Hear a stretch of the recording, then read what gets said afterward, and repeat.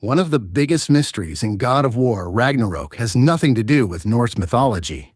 It has everything to do with a 1994 Jim Carrey comedy. I'm talking about Odin's mask, the mysterious artifact that drives the entire plot.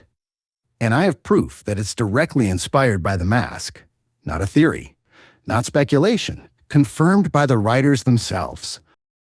If you've played God of War Ragnarok, you know the mask is central to the story. Atreus travels to Asgard, meets Odin, and gets roped into hunting down pieces of this ancient, broken mask. The game tells us Atreus has a strange connection to it. He can read the language written on it, sense where the pieces are hidden, and eventually reassemble the whole thing. Odin believes the mask grants omniscience, ultimate knowledge, the answer to everything he's been searching for. At the end of the game, he pressures Atreus to put it on, but Atreus refuses. Instead, he breaks the mask in half and throws it into a mysterious glowing portal that closes behind it. And that's it. The game never explains where the mask came from, what the portal was, why Atreus, also known as Loki, had such a deep connection to it. Narrative director Matt Sophos even confirmed they deliberately left it a mystery, only saying the giants didn't make it. So naturally, fans started digging. And what they found? This mask has zero basis in actual Norse mythology. None. There's no ancient text, no Edda, no saga that mentions Odin or Loki possessing a reality-warping wooden mask. But there is one place where Loki has a mask, and it's not in medieval Scandinavia. In The Mask, the 1994 film starring Jim Carrey, the main character, Stanley Ipkiss, finds an ancient wooden mask that transforms him into a cartoonish, invincible trickster. The movie explicitly identifies this as the Mask of Loki.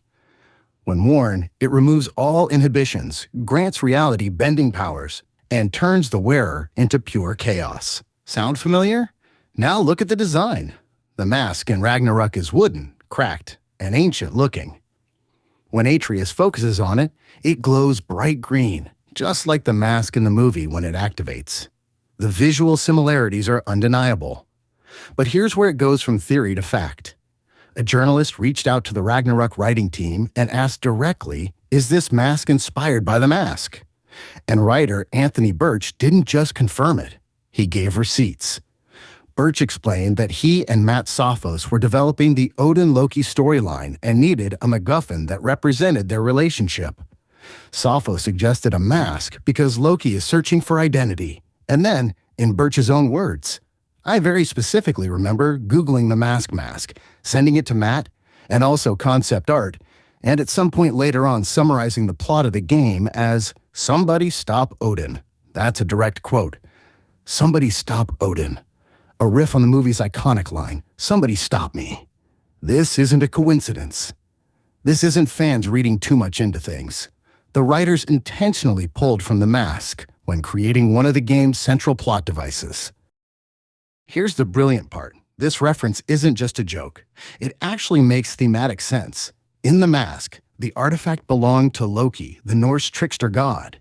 It removes inhibitions and unleashes chaos. In Ragnarok, the mask is connected to Atreus, who is Loki. He's the only one who can read it, sense it, interact with it on a deeper level. The mask is drawn to him because it's part of his identity. Throughout Ragnarok, Atreus struggles with who he is. He's Atreus, son of Kratos. But he's also Loki, the figure prophesied to bring about Ragnarok itself. The mask represents that duality, the potential for chaos, the temptation of power, the loss of self.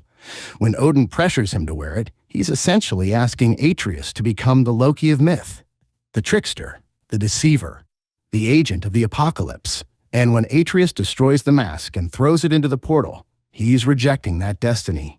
He's choosing to define himself on his own terms. It's poetic, it's layered, and it's quietly referencing a 1994 comedy the entire time. But there's one more twist. Remember that portal Atreus throws the mask into? The game never tells us where it leads. It's left completely ambiguous. But if we follow the logic of the reference, the mask ended up on Earth. Specifically, in Edge City, where it was eventually found by a humble bank clerk named Stanley Ipkiss in 1994. Think about it. The mask in the mask is described as ancient, with origins tied to Norse mythology. It's found in a river, buried and forgotten. What if that mask is the same one Atreus threw into the rift?